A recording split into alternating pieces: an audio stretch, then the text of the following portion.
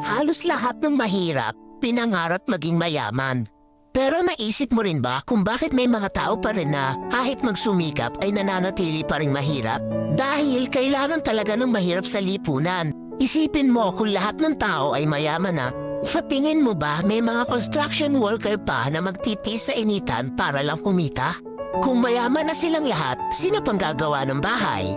Yung mga magsasaka, kung lahat sila mayaman na, magbibilad pa ba sila sa araw para magsaka at magbungkal ng lupa? Kung hindi na, ano nang kakainin natin? Kung lahat tayo ay mayamang negosyante, sino pang magiging trabahador? Mas marami mang mahirap sa lipunan, pero sa totoo lang, sila ang higit na kapakipakinabang.